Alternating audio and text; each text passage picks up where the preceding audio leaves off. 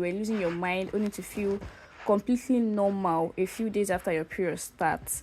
That is no weakness. That is a medical condition that deserves attention and care. So during your period, many people feel tired, low energy, and emotionally sensitive, and that is partly due to blood loss, partly due to emotional shift, and partly due to the physical discomfort of cramps and pain that we experience during this time. So I want to be gentle with yourself during this time. Rest, you can't rest, is not a sign, it's not laziness. Resting during your period is not laziness, it's very necessary. So after your period, your estrogen begins to rise again. For many, it is a time of increased energy, better mood, and clearer thinking. And this is why you may feel most like yourself. So it's better to pay attention to your own patterns, knowing what is normal for you to recognize, to help you recognize when something is off. So around ovulation, some people like feel more confident, more social, and more energetic. Others feel anxious or irritable. Both are normal. The key is to track your own cycle and learn your own rhythm. You have to understand your own body. So, and emotional, we're going to be looking at I don't think anybody is okay. So what you can do to support yourself during this time, now that you have named the emotion, like you have understand the patterns, the cycle, your cycle, how it is your mood during this period, you have understand it, you have already named the emotion. So what you're going to do is first track your cycle. That is, use maybe an app or a journal to write down your mood during this time, your energy level, your sleep quality, and physical symptoms each day. So over time, you will see patterns, you will learn when to expect as the hard days and how to prepare for them. Then secondly, you can build a self-care toolkit. Like on days when you know that your mood will be low, you have to like plan ahead, have easy meals ready, reduce your schedule for that day, ask for help, give permission to rest. Yes, like I said earlier, it is not weakness, it is not laziness, this is just wisdom. So thirdly, talk to someone when you are feeling these symptoms. And it's not bad if you go to meet a doctor that, oh, this is what is going on with me during this time, what can I do? They're going to be attended to, so you don't have to like carry it alone and you have to share it with friends. Then seek professional help. Like if your emotions are interfering with your ability to function and you're having thoughts of harming yourself or other things, or you feel hopeless or weak at the end, you can reach out to therapists or you take medications. So so if you're here today feeling overwhelmed by your emotions, I want you to like hear this, that there is hope, there is help, and you're not alone.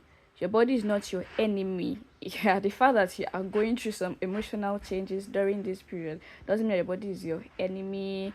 Having cramps, having pains is not doesn't mean that your body is your enemy. Yeah, it's trying to like communicate with you, learn its language, be patient with its season, with that period, and give yourself the same compassion you will give a dear friend who is struggling.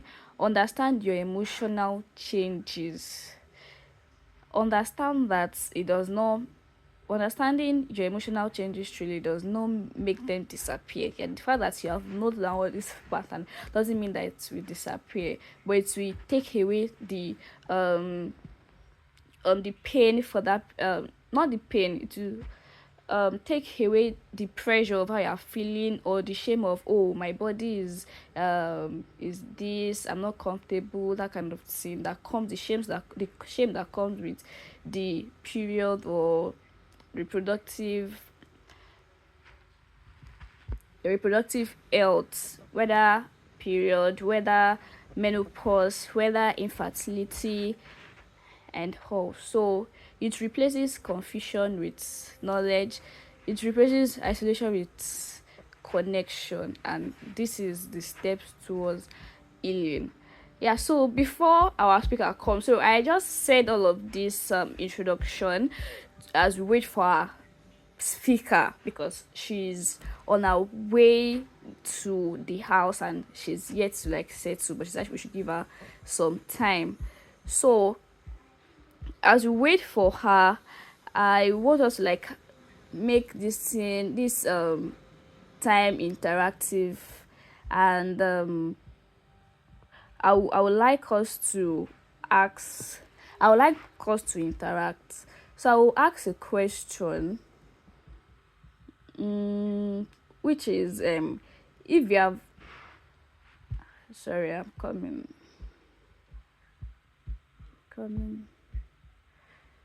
Okay, which is, what is, anyone in the house can answer the question, please. I just want us to like talk before she comes so that we don't just wait.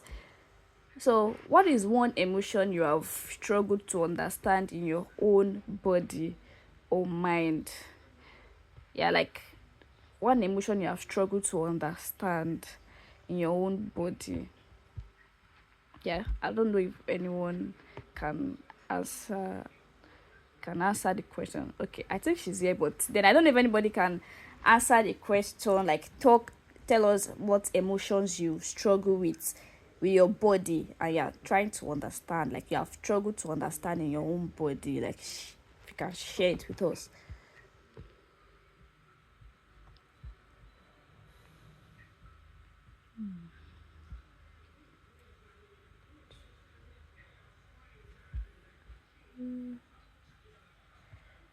Okay, Miss Zainab said mood swing. Yeah, I think many of us like undergo mood swings when we're having our like this monthly stuff for anything, that something that have to do with our reproductive health. So the emotional changes that occur is we start to like feel, we don't understand the feeling, and that is mood swing. Yeah, thank you very much for that. I don't know if any other person have something to say on that. Okay, if we don't have, thank God our speaker is here with us. So to rewind, our topic for today is understanding emotional changes in reproductive health. And we have our speaker here with us right now, in the person of Ms. Feromi Fashure. She's going to be taking us through this topic, and we're also going to be having a live chat section after she has given us overview regarding this topic. You're welcome, ma. Miss Feromi. You're welcome.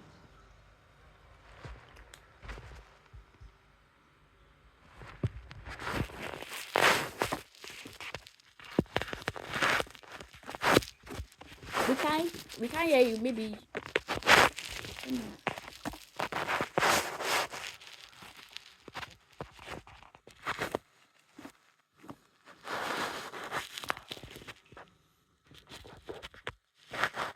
Introduction, or let me say, brief definition of what is health. Okay, according to WHO, health is a state of complete physical, mental, social well-being, and not just the absence of disease. I don't know if everybody here is an health student. Sorry, I don't know. Am I communicating to really health people when they are non-health practitioners? Reproductive health. But let me say, okay, let me start with emotional changes. What is emotional changes? Well, in a layman's definition, I would say is when you have like alteration, yeah, in your mood, in your feeling, or in your day-to-day activities, or maybe there is a switch. You know how switch work is on and off. I don't know. Yes, switch is on and off. So maybe when there's a power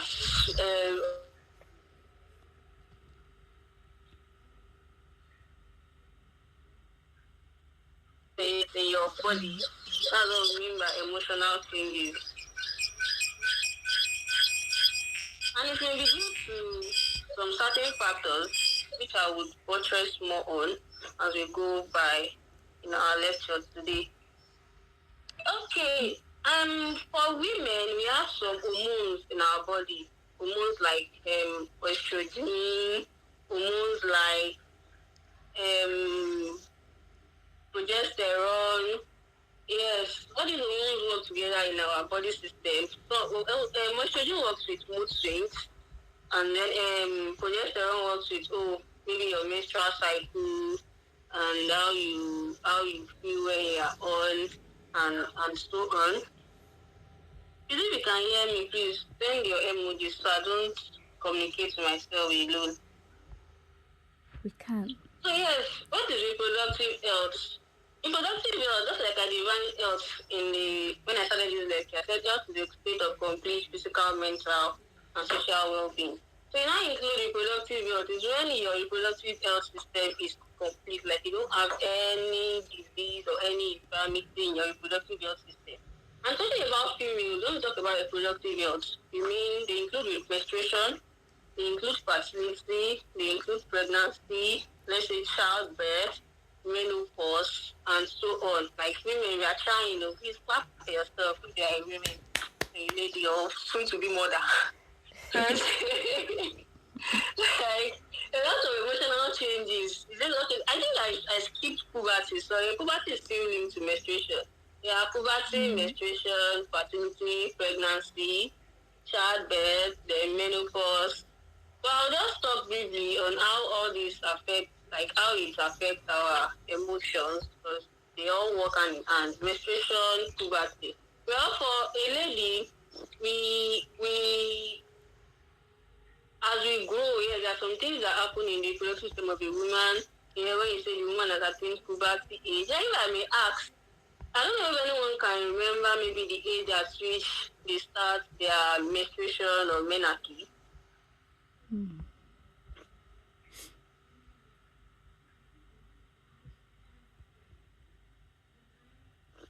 Well, it's a notable date, but I don't know, but it feels okay. Okay. Yes, puberty. For a woman, puberty starts when you start your breast starts to develop, there's a change, there are changes in your body system, you begin to grow, and there are hairs in your armpit, there are hairs in your pubic part, and then maybe yes, you start to have pimples and all sorts. I don't know if that happens when you started your puberty, you are a woman, and then okay, menstruation starts. Yeah, when you've been having menstruation for a couple of years when we're in secondary school, or when we're in university, or when we're in primary school, secondary school, when we say university, menstruation is when blood start coming out in your in your bone. I don't know. Well, I know because because I'm a woman. So yes, but I think menstruation is more than that, so to say, because menstruation comes with a lot of symptoms. Yeah, so to say. Yes, and that will lead me to my let me say my project thesis topic that talks about premenstrual dysphoric disorder. Well, premenstrual dysphoric disorder is a mental disorder that happens like few weeks before your menstruation. And there are some certain symptoms that happen and it's related to mental health. Some symptoms that occur when you are about to start your menstruation.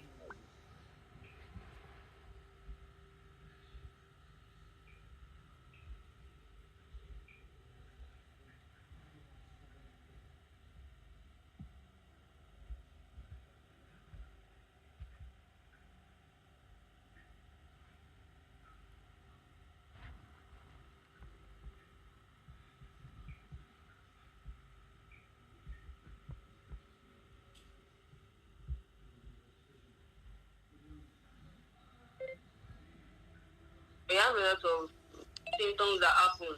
I'll use myself as an example. Yeah, when I'm menstruating, I have mood swings. I don't know if it happens to any of us. When people say they don't have mood swings, I have difficulty. Let me just say I have loss of appetite. For physical appearance, because those ones are actually like internal appearance, mood swing, irritability, anxiety, you get anxious, like you get angry often, what other thing? You get difficulty in concentrating, maybe loss of it, you sleep too much. Some people can't sleep well when they are when they are on, and then for physical appearance, so your breasts become bigger. Yes, you have pimples all over your face, that's rotting, and so on. These are some signs of menstruation that happens or occur. Let me say some emotional changes that occurs during menstrual cycle. Don't know if I'm communicating. Sorry. Yes. Yes. Yes, we So can hear you. yes, now back to premenstrual disorder. Like I said, when all these are some symptoms, the symptoms I listed earlier are some of the symptoms that happen during menstruation, and there are some emotional changes that occur. Oh, there is shift in your body system, like something is occurring every month. I don't know when something strange comes up in your body, there is this. If you eat, okay, for example, let me put it this way: if you eat something for the very first time, you're just eating it for the very first time, and then you put it in your body system, do your body react? Yes. I Yes.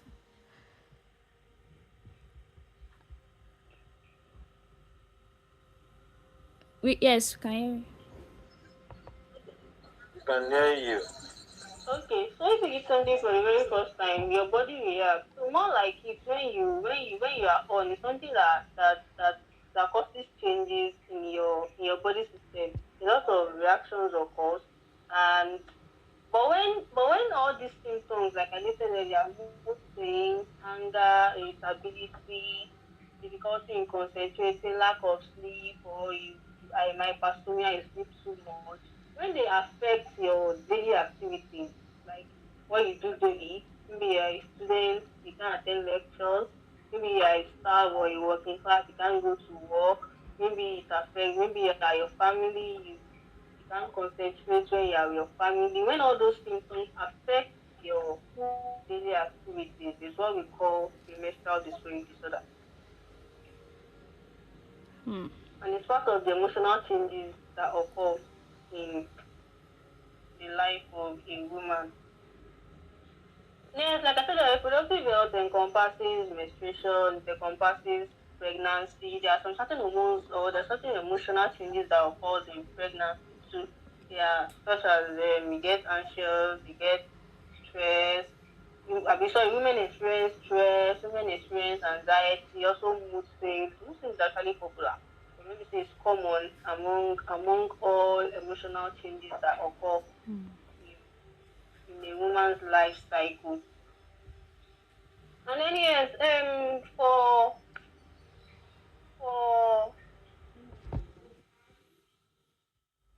so yes, let me talk about the causes. What are these causes? What causes emotional changes in reproductive system? What causes it? Yes, number one thing that causes it, I would say stress. Because yes, when you get stressed, you well, you are a worker. You work from 9 a.m. to 5 p.m. or 9 a.m. to 6 p.m. like Monday to Friday. Not enough time to rest, and then coupled with family, coupled with a lot of activities that you do. Yeah, stress triggers these emotional changes, and stress also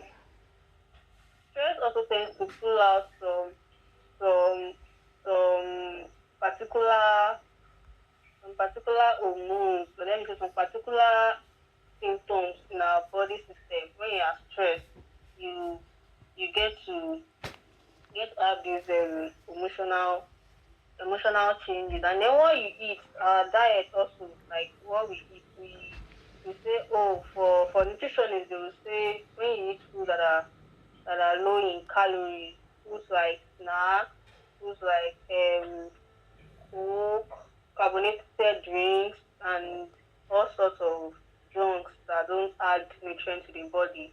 They also like trigger emotional changes. But we do recommend that you eat more of fruits and vegetables, food that have calories that you can work with. Let me say yes, emotional fluctuations too occurs. They are part of the causes of emotional changes. Yeah, you get when you have mood swings, it's like a switch. I said when you have emotional fluctuations, it's like a switch. This month you might have manga issues or that you get irritated. The following month you might not even have any symptoms at all. It's just cool. we are calm and there's nothing. So there's hormonal fluctuations in part of the causes that can trigger emotional changes in reproductive health. And I can say genetic factor too. Genetic factor, well, if you have like an history of let's say history of emotional changes, I know there's a word like that. History of emotional changes, well, it can happen. Maybe in your family you have someone that has let me say premenstrual disorder, like menstruation affects their daily activities in a layman's language.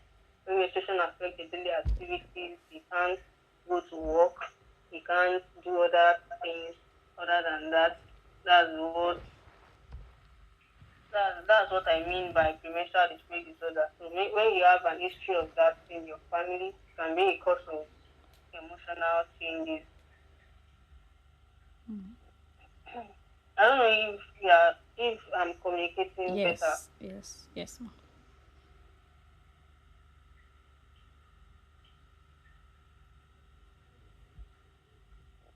Okay. So how can we manage these emotional changes? How can we manage it?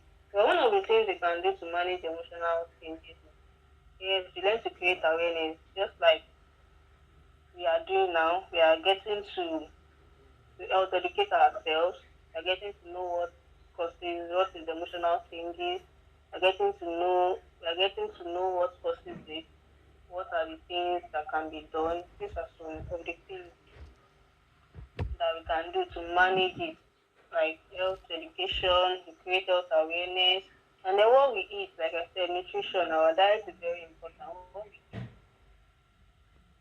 is very, very important. And also, we should learn to manage our stress. Everybody knows how their body system is. My body system is different from common body system. What I can take is different from what common can take. So you learn to know your body system. Yes, know yourself. How can you manage stress? If you work from, some people can do night work non-stop for 3 days and not get tired.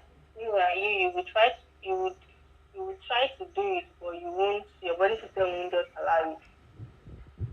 So you learn to understand yourself so you can manage your stress. So people don't took with their night hours to sleep.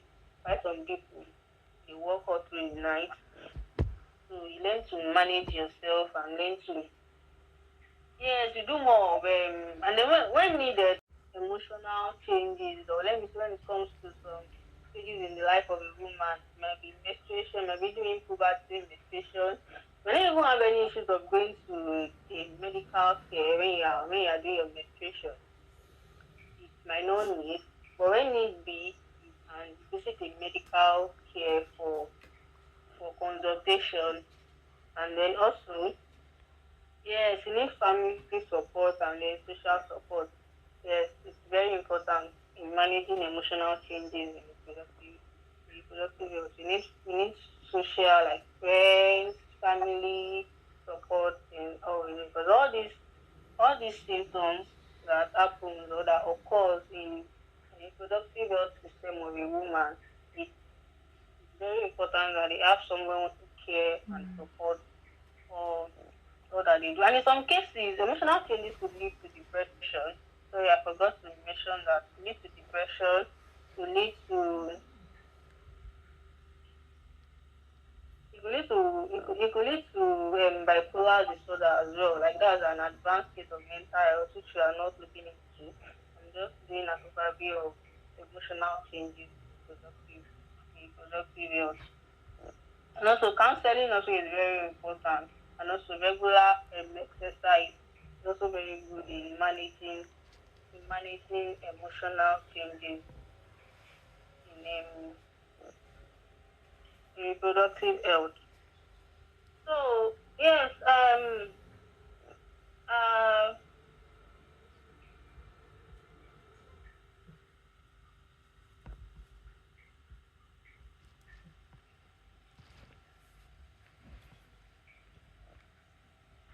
man, is an Arabian man.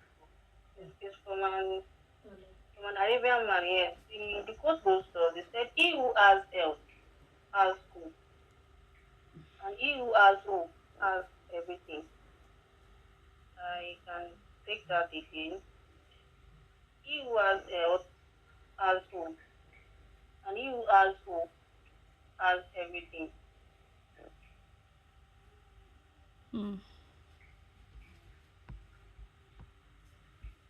Well, if I would open floor for each and every one of us to share, like, some of, well, let me just say, like, share some of your experiences as a woman, how you feel. Okay, for some who is just at the second stage, okay, you've left puberty, you're still in menstruation. You should share your experiences, how your body reacts when you are doing your menstruation. And so some people have left menstruation to like childbirth, how your body reacted. And so some people has left childbirth like menopause, how your body is reacting to that as well. So a lot of us would have countless things to say. That's why I left us. That's what I'm going through. That's why I love. I don't know. That's why I said that quote means or actually align with what I've said. And emotional changes is not an illness. Let me put it that way. It's not something. It's not that, oh, I'm not I'm it's not a mental. It's not like you're sick upstairs. It's not like something is wrong with you. Yeah, it's just, I can't say it's normal. Yes, it's normal, and at the same time it's not normal. It's normal in the sense that if it's, well, okay, Yeah. the person has PCOS. Yes. PCOS is, let's say, yes, it's an hormonal disorder, and PCOS is an acronym, or let me say an abbreviation, Okay. and the full meaning is poly, is it polycyclic, no, polycystic ovarian syndrome. If I'm correct. No, the person is, I think so. there's nothing wrong with the person. It's just an hormonal disorder. Okay. Mm. Okay. And it's still linked with mood swings. Yes, it's an hormonal disorder, and is linked with mood swings, and is it's not that something is wrong with the person. Let me put it that way. Okay. You, Okay. Okay. All right, Ma. Thank you for that. And I'll move to the second question. It says my 14-year-old just got her first period and now she's angry all the time. She slammed her door so hard a picture fell on the wall. Is this normal puberty or should I be worried about depression? Let me repeat the question. It says my 14-year-old just got her first period now and now so the she's network is angry. breaking. I can't. Okay. Okay, sorry. I don't know if you can you hear me now? Yes, I can hear you now. Okay. Sorry. It says my 14-year-old just got her first period and now she's angry all the time. She slammed her door so hard a picture fell off the wall. Is this normal puberty or should I be worried about depression? It's normal puberty because getting angry is part of the symptoms for it's part of a premenstrual symptom, so to say, yes. So it's just normal symptoms that occur during during menstruation. Okay. So So the person should okay. not be worried about depression. Depression. So, so anger is part of getting angry is part of the symptoms that occur before menstruation and during menstruation. Okay. All right. I'm sorry, please, can I add something to that, Miss Covenant? Yes, you can, sir. Yes, please. Go ahead, sir. Good evening, everybody. Good evening, sir. Yes, to this to the last question you asked, Yes, sir. I think if I the line was actually breaking, but I think I get it a little. A Okay. 13-year-old girl just got her first menstruation or something like that. Yes, sir. Now, I think the parents, I don't know, I'm sorry if I'm not talking to parents, but at least upcoming parents. I think a parent who gives her daughter an explanation about this puberty of a thing. Now, the earlier you start telling them or educating them about it, the better. So that when the situation comes, or how do I put it now? When the stuff shows up, it won't be new to them. Because I want to believe the lady, the 13-year-old girl that just got her puberty, first puberty now. I guess probably the parent has not really been educating her about it or something like that.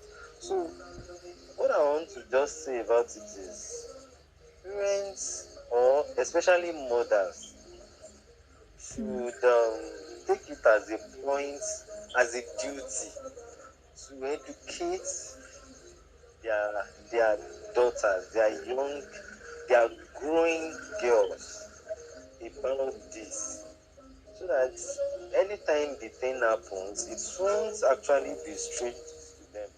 And just like the title of the topic we are treating today, trying to get Okay. balance, it won't be out of, they won't be too emotional about it, or they won't get too angry about it, because they already have a thorough orientation about it. So I want to advise, because I guess most of the people here are ladies and upcoming mothers, incoming mothers. Yes, sir. So I want us to take it as a point of duty to um, try and educate our girls, our ladies about the puberty of the thing. Although they might be taught in school, but what they get in school might not really be enough.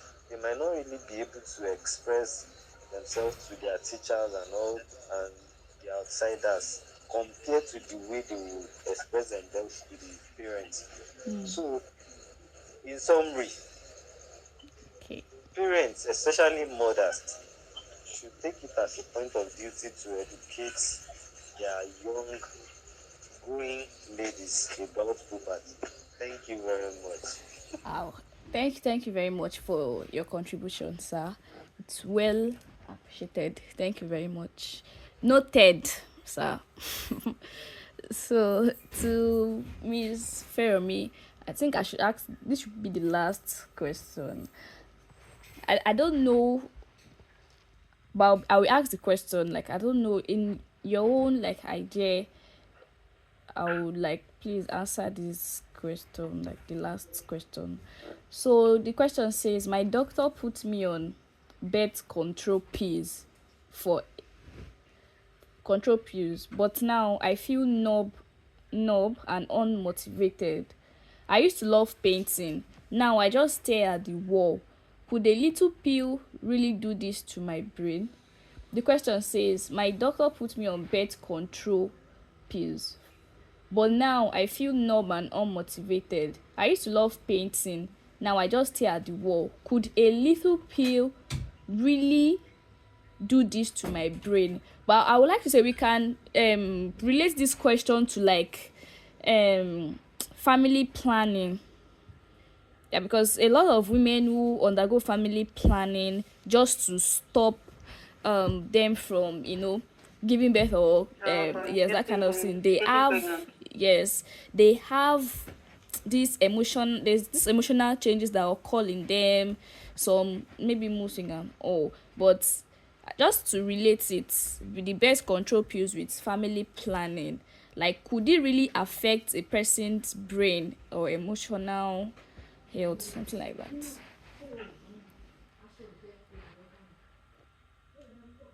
Well, I've not done. I've read about family planning. I'm aware of Okay. family planning, and I know and I know some family planning drugs. And Okay. I have like when I was an undergrad, I visited primary health centers, and we saw women who comes to the clinic to get family planning, different type of family planning. Birth control pills is bad. There's one they call what's the other one? I can't remember. A lot of them. But I don't think family planning can I don't think it can cause there are so many of them, depends on the but this particular birth control pills has its Okay. own signs and symptoms. And among the signs and symptoms of this pill, I don't think affecting the brain is part of it. Yes, there might be the person might get all motivated. That's still covering the fruits of mood swings. The person can get other, can get fatigue, like can get tired, can yes. These are some of the side effects of this birth control pill. Or let me say general family planning pills. But I'm not sure. Just taking a little of it can affect the brain. Okay. I don't think so. That Okay. I don't know if anybody has a contribution to that, but from my end, I don't think family planning. Do we have It anyone? can only change. It can only change your. It can only change Okay. family planning methods like birth control pill can only change something in your hormone, in your hair. Like it can be a change in your hormone because they're trying to stop pregnancy. Don't want to have a baby like you're doing child spacing or you don't want to have a baby now. That's the importance of family planning. That's why I'm going for family planning. But I don't know, maybe the person has some sort of mental issues before. Maybe like let me put it that way. So maybe I'm sorry to say that. So maybe that could say we're not saying the pill can affect, but I don't know. Maybe I'll read more. Know if Okay. family planning or taking family planning pills can affect the brain. But to my little knowledge now, I don't think it affect the brain. Okay. Thank you very Please let me much. just, please Okay. just come in and join Yes, in sir. me. Let me just. Um, what may I know is this: Okay. there's nothing that has advantage that will not have one or two Mm. disadvantages. Mm-hmm. Then, as we earlier said here, body systems are actually different from one another. Miss Yes, Goodness talked systems are about eating too much during blah blah blah. Someone talked about eating less during blah blah blah. Yes. Same process but different reactions. Now your question is someone took um birth control contraceptive, pills. Yeah. yes, and one or two reactions. It might happen, we can say it's a form of reaction. Let me just put it that way. Okay. And Okay. during classes, I'm sure they will have tutored the person about it. That's okay, one way or the other, there will always be reactions. Let's be sincere with ourselves. There will always be reactions one way or the other. But the only thing is, you are the one that wants to take this thing. So any reaction that comes with it, I think the person should just try and bear with it. You get. So what you said about it is it memory loss or something like that, or what did Like, you say does about it it? affect the fact that she feels unmotivated? Is it the pill that is affecting her brain from feeling? Well, it might be some other things. It might be the pills, and it might actually not be the pill, but maybe probably because the person has put her mind towards that particular thing, the Okay. pills. That's why she is thinking it is the pill that is causing that, and at the same time, it might also be the pill. And just like I said earlier, it could be a form of reaction. Our own body, maybe that is how our own body will want to React. react to that Yeah. particular stuff. So I think the way to go about is be calm, be calm. One way or the other, see what we can do. Don't overreact and be focused. Don't Wow. think the person should not think negatively and like motivate yourself. If what is around you is not motivating you, motivate yourself that you can do this thing now. And don't put your mind in the negative side of what you've taken. And just like I said earlier, there's nothing that has advantage or advantages that doesn't have disadvantages. So whatever comes with it, the person should be ready to bear the consequences. Thank you very much. Wow, thank you very much for that, sir. I think we've learned from that. Mr. Arulo, you can please speak up. All Thank right, you. good evening, everyone. Good evening, Ma. Good evening to the tutor. Thanks for the lecture. Thank It was impactful. So, concerning family planning and the actions, there are different type of family plannings. We have one that you give by injections, can be 2 months, can be 3 months.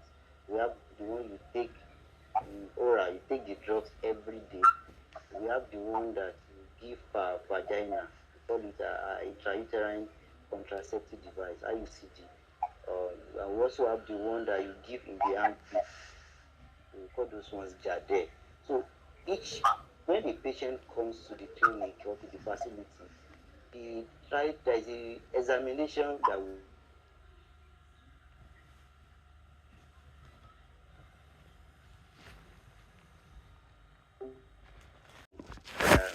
need to account for that. Patient is adding weight, patient is reducing, patient is having irregular menstrual flow or other ones. So that's the majority of the side effects. So it cannot be as a result of the family planning the person is taking. So there may be something that causes the mood swing or the mental or psychological issues. Thank you. Okay.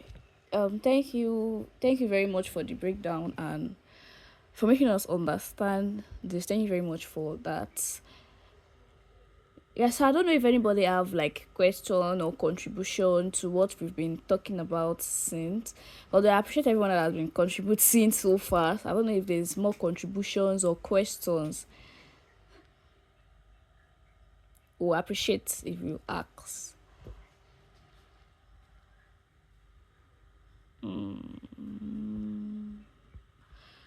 Okay, okay. Seems no question. I was sorry that we only focused on women, ladies, girls today. We didn't leave the guys out, but it's just how it is. I'm very sorry about that. So, we have come to the end of today's section. Thank you to everyone who joined us, who contributed, and to our speaker, Miss Feromi. Thank you very much for your time and for honoring our invitation. Thank you very much for that, Ma. So, I want to leave us with few things before we finish today's section completely. Firstly, I want us to know that our emotion is not our enemy. They are signals telling us that something about your body, they are telling you something about your body and mind, what it's experiencing. So we should learn to listen to it and not judge. Just like our speaker has said, we should learn the patterns. We should understand our emotions when we are undergoing our period, monthly period, and whenever we are feeling some changes in us, we should notice it and not judge. Secondly, I want to say that we are not alone. So many people go through these same emotional changes, the sadness that comes with it, the anxiety, the confusion, the grief, but because no one talks about it, everyone suffers in silence. So you don't have to suffer alone. You can speak to someone you trust, find a doctor to talk to, or community that understands what you are going through, what you are experiencing. And also, there is no shame in needing help. If your emotions feels too heavy to carry, reach out. reach out to a trusted friend, support group, and you don't have to figure it out by yourself. Then finally, I want us to be patient with our body. Be patient with your body. It is going through so much. The cycle, the hormones, the changes, the seasons. Your body is not betraying you, it is communicating with you. Learn its language and be gentle with it. So we are going to be having another section next week, and we're going to be looking at rebuilding sexual rebuilding intimacy after sexual trauma. Yes, it's a very sensitive topic, and it's going to be very interesting one. So I want us to be present next week. So before we go, so I would like us to say a short prayer and goals. Dear God, thank you for everyone here today. You have made each of us in a beautiful way. You understand every emotions we cannot put into words, and we ask you to bring understanding to the confusion, peace to anxiety, and healing to hidden wounds. Guide us to the right help when we need it. Give us grace to be patient with our bodies and kind to our minds, and remind us that we are not alone in our struggles.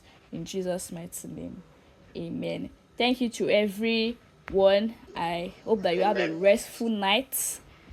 See you all next week. Same time, same Friday. Bye. Bye bye.